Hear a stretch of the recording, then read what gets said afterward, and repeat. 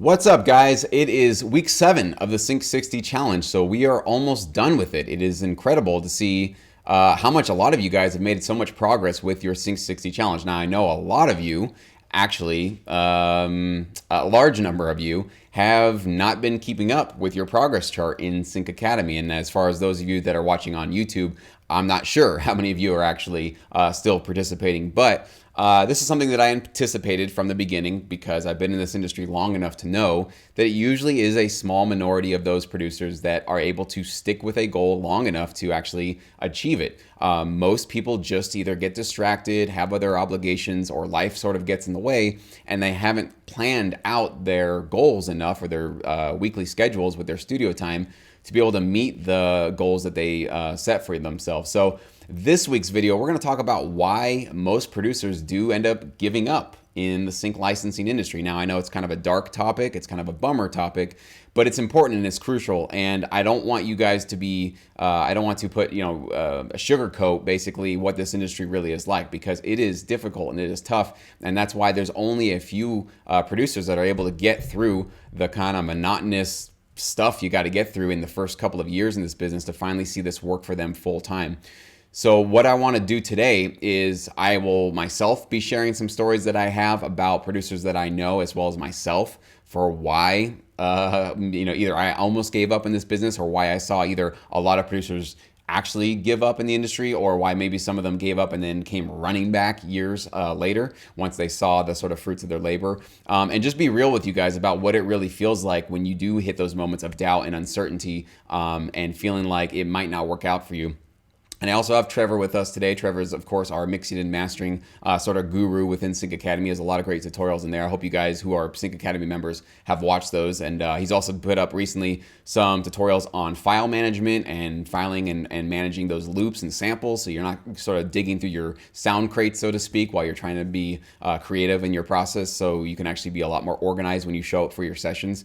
But I think the big theme for why most producers give up, especially in the sync licensing business, is false expectations. I believe there are a lot of myths out there. There are a lot of, I don't know if it's bad information or probably just a lack of information that most producers don't know how this industry really works.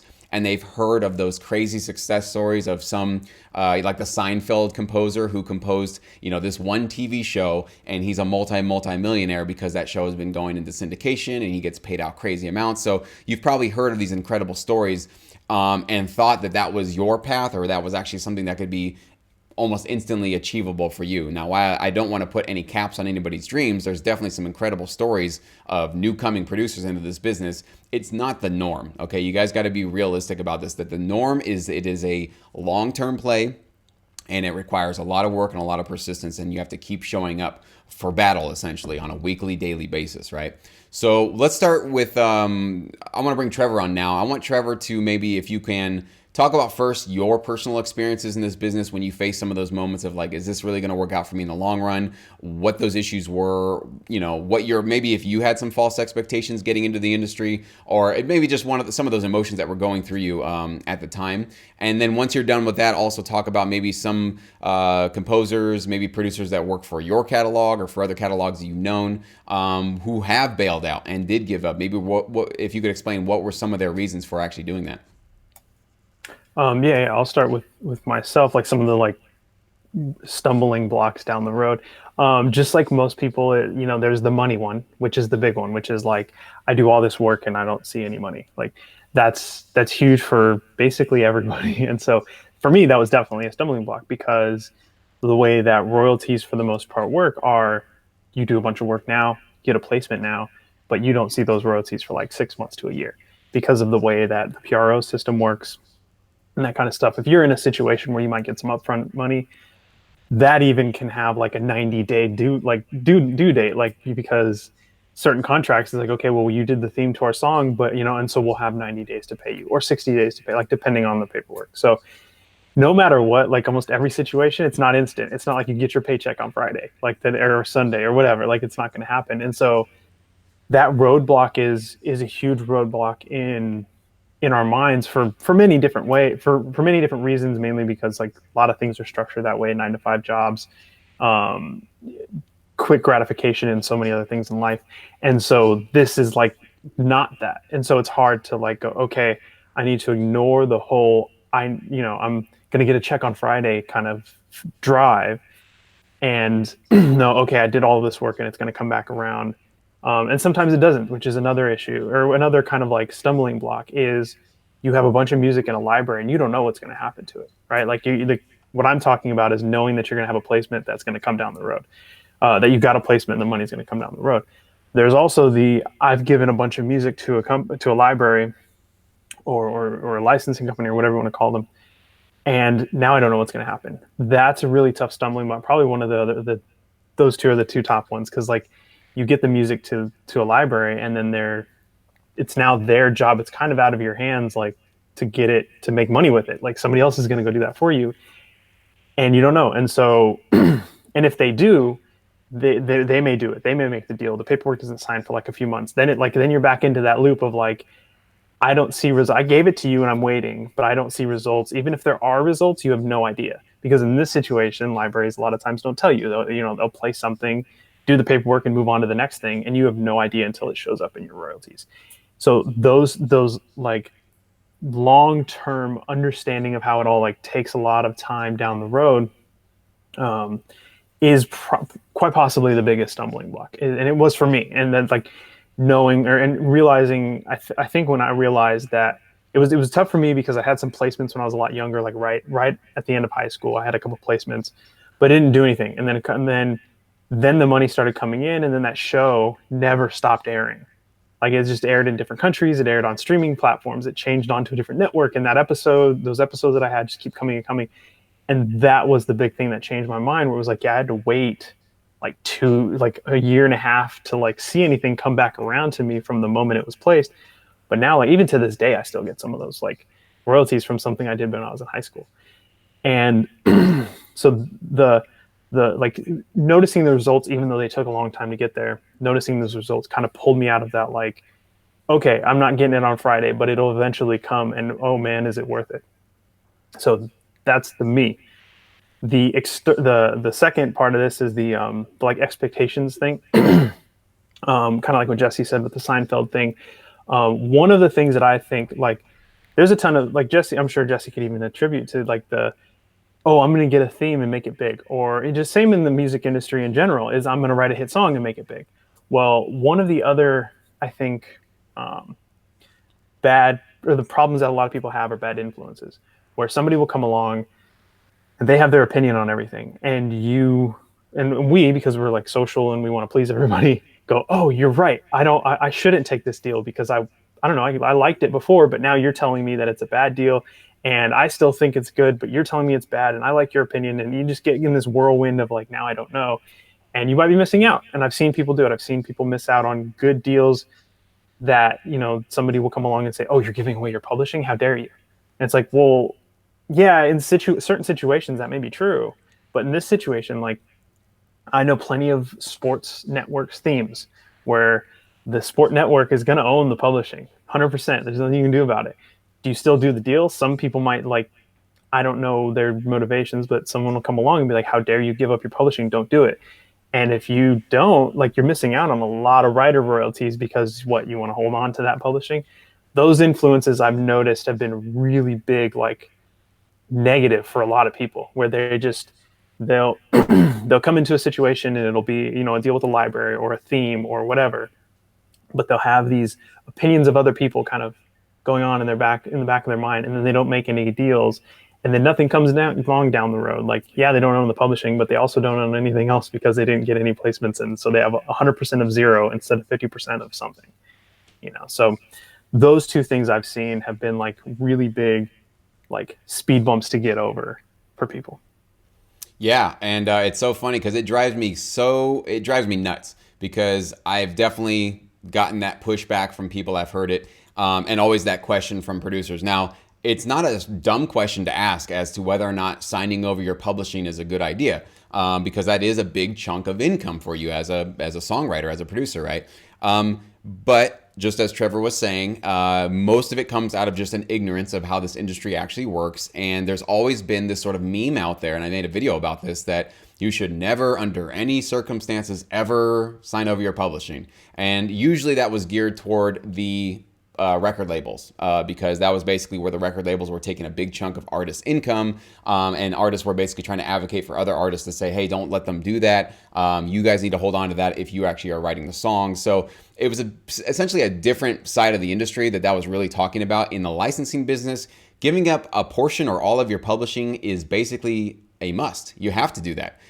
You can absolutely keep 100% of your publishing income or publishing rights, but that means you'll take 0% of any income that actually could ever be placed for you. So, and what drives me nuts about it is that most producers who do have this objection, or maybe this hesitation, they always come to me and say this, like, well, I don't really feel comfortable giving up my publishing. And I always ask them, great, what is your publishing doing for you now? How much money are you making from it? Do you have a publishing deal? Are you actually getting your tracks circulated or distributed through any manner where you're actually earning some passive income or upfront income from your publishing? Answer, probably 99% of the time, maybe I could even say 100%, is they're not making any money. So if you're not making any money with your publishing, why are you holding on to it, like with this sort of like, death grip of like, I have to hold on to this thing that's doing nothing for me and nothing for my career? So it's just one of those things where when you want to be a player in this business, you got to realize that giving up part or all of your publishing, it is not a loss. It's actually a strength, because what it does is it enables your licensing partners to be self-incentivized to help you get TV placements, right? Nobody works for free. Nobody does anything for free, guys. So if somebody is going to go to bat for you and try to get your tracks placed, they're going to take time out of their day, right? Remember, these music libraries have families. Trevor obviously is a busy guy. People who do this stuff for a living, they don't do this all out of just the kindness of their heart. Okay, they are self-incentivized to be profitable with their business, and you want to provide that incentive with your music when you submit it to them. So it just takes a little more understanding. It's a little bit nuanced than just going, never sign away your publishing rights. There might be some situations where you probably do want to say no to it if it's a very predatory deal. But in the TV licensing world, you guys should just know that that is a part of the game. And that's just basically a part of the industry here. And it's not a bad thing. When you start learning that side of the things, we usually as employees don't understand that side of the business world because we've only seen one side of the equation. But the other side of the equation is that when you own your own business and you want other people to do things for you, the best way to do that is actually not even to give them a salary or put them on some sort of a minimum wage or an hourly wage, but actually allow them to become ridiculously wealthy the more they work for you. And that's why you give them a percentage of the back end, right? That makes them want to work super hard for you to get you as many placements, because they don't get paid unless you get paid. And what better structure could you have, right? So it takes a little bit of kind of some common sense once you guys realize this, but I think it's just, there's ignorance out there. There's just a lot of either bad information or just no information. So, and I understand that out there, but I think Trevor brought up some really great points there in terms of the false expectations that you're going to get that one theme song. You're basically one hit away from just this massive, 6-figure royalty track or upfront sync fee that's going to set you apart. I've definitely, and I remember one Sync Academy member in particular, his first gig actually was, I think he said it was like a $20,000 sync fee up front, and not to mention the back end. So yeah, he kind of just struck it out, knocked it out of the park real quick. But I want to let you guys know that those deals are out there. That's definitely possible, but don't rely on it. Don't think that if you don't get a deal like that you don't have a career in front of you. I want you guys to be realistic that I've always said, and I think Trevor would agree, that the smartest strategy if you want to be a composer or producer in this business is to play the numbers game. You just have to have a large number of tracks out there with reputable companies, reputable libraries, and you have to do your best to make sure that you're providing, again, the things that you can control, right? You can't control exactly what a library does with your music and who they pitch it to. That's their job. They get to decide all that. So you, like Trevor said, a lot of that can be a little bit anxiety driving because you don't really have a lot of control over what happens with your music. So rather than focus and worry about things in the world that we can't control, we can only think about what we can do to improve what we can control, right? And so that's why I've always focused for you guys to make sure that you're producing and providing high quality licensable music that's useful and relevant to the companies that you're partnering with, and making sure you're partnering with good TV film libraries. That's primarily who I recommend you guys go for. Not royalty free, not these ones that are basically going to maybe give you a couple of sales here and there, but there's no potential back end royalties associated with them. You've got to be able to get into that passive income game if you want this to be consistent and reliable for you. And there's really no shortcut to building a large catalog, right? You guys have now seen with Sync 60, you set these weekly goals for yourself and achieve them consistently over and over again.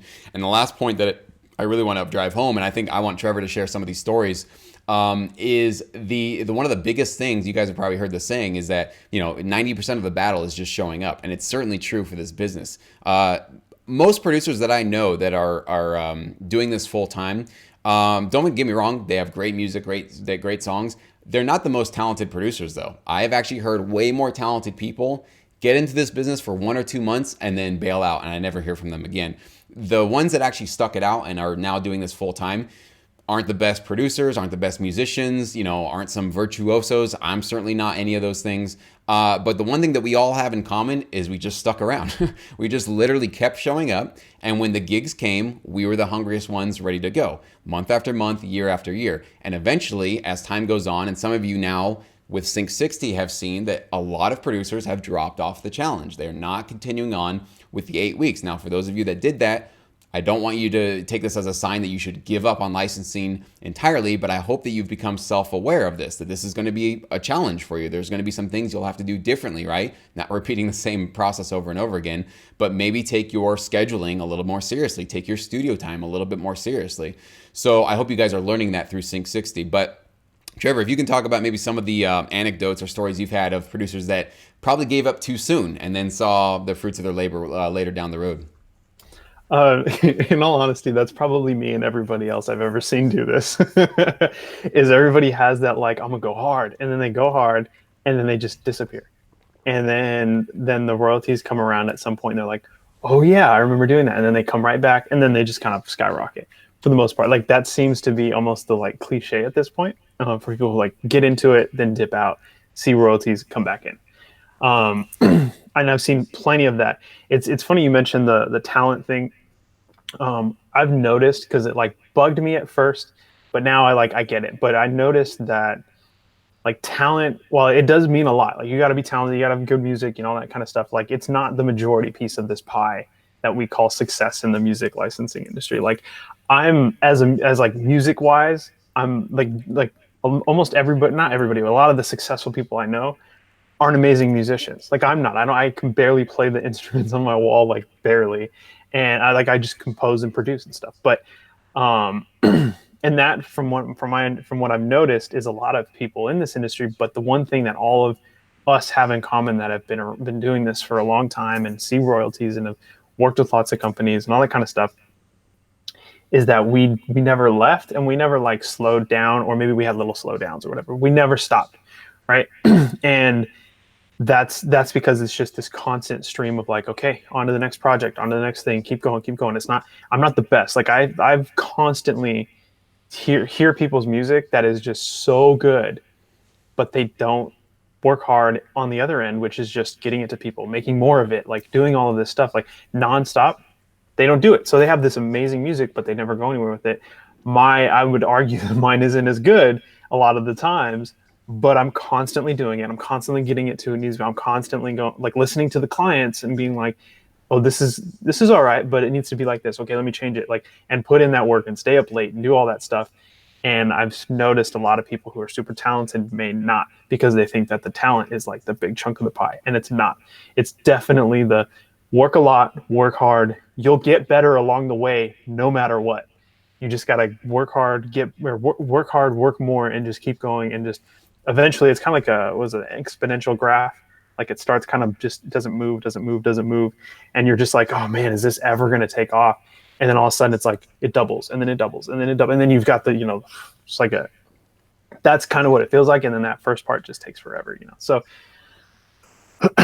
yeah, so I forgot what I was going with that, but yeah, that pathway.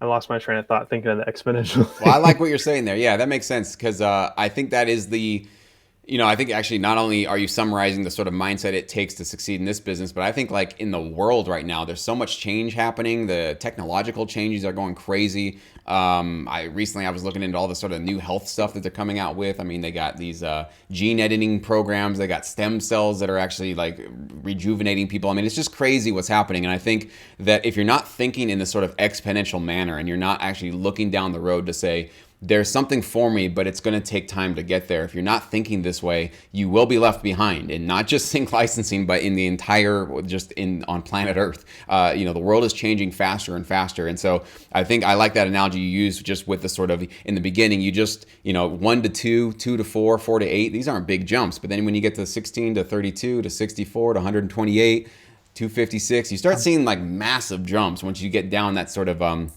doubling timeline, right?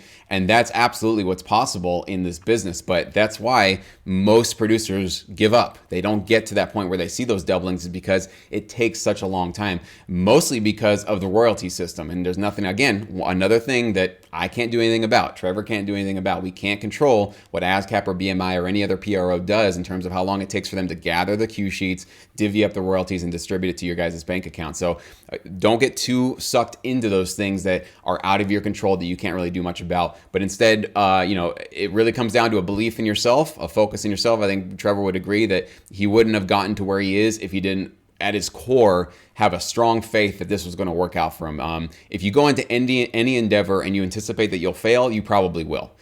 Because you're not going to work as hard, because you're going to always just sort of hedge your bets a little bit and cut corners and like, well, I don't even know if this is going to work out for me anyways. I don't know if I want to work for that. So if you have any doubts as to whether or not this is going to work for you, all I can say is try to fake it until you make it, because you will have to just try to push all of that doubt and all of the sort of, I don't know. You have to push that stuff away and instead just work. Like, just get into your studio, make new music, create an album, go for an opportunity, whatever you have to do. Like, you have to just work as if you are determined and bound to be successful. Like, you have to literally say, failure is not an option. I will not accept failure. You have to have that sort of dead set mentality, because trust me, as you're going through this industry, everything's going to try to knock you off the path. Oh, a disappointing check. Oh, a library didn't do much for you. Oh, you wasted all this time on this album and nobody's going to get it placed. You name it, you're going to face those kind of things. So if you don't have that strong, solid foundational core in your soul or in your gut, whatever it is, you're going to get blown out of the way. Like, you're just going to be like the 90% that just sort of, flake off and go somewhere else. And then, you might see in a year or two that royalty check come in and it's like, oh my gosh, that's incredible. But by that point, have you given up on your licensing relationships with those libraries? And maybe there's been other composers now have filled those spots. So you might have lost a little bit of your juice, right? So all I would say for you guys for this video is show up. Just keep showing up. That's really the path to success. And it sounds way oversimplified, but that's really all it is. You just have to keep being there. And just like Trevor said, you will get better. Even if you don't try to get better, just showing up for something every single day, you're just going to start learning things, discovering things, and practicing and getting better and better along the way. So accept nothing other than success and just keep showing up. That's the best that I can give you guys for this video. So for those of you that are in Sync Academy, make sure, we're almost at the end here, fill out your progress report. I want to see how many of you at least made it to week 7. Mark those yeses all the way through. I hope a lot of you guys are able to do that. For those of you that are not in Sync Academy also, or even if you're in Sync Academy, post your results, share what you've been doing with your friends and family on social media. I always think that having that accountability from people that know you is going to sort of give that extra boost, kind of kick in your butt that you might need to make sure that you nail your weekly goals. So make sure you do share with everybody, and we'll see you guys here next week. This is our last week here in Sync 60, so let's finish very strong. Let's make sure that we do achieve at least this last week's goal. If you've been playing catch up for a long time, I hope you guys are able to absolutely nail that. Those of you that do successfully achieve your Sync 60 goal and you're able to mark yes under that big red column that says, did you achieve your final goal? I might be reaching out to some of you to do a sort of a chat like this, like I'm doing with Trevor, because I want to talk to you guys and find out what was the process like for you? What was your original goal? What did you discover about the process? And I think that's going to be really useful and enlightening for those either that didn't achieve their goal or maybe others that did. We can all learn from each other's process through this entire experience. And so I want to kind of show you guys off. So if you guys want to do that, I'll be reaching out to those of you that are able to mark yes on that final column. So we'll see you guys in just 1 week.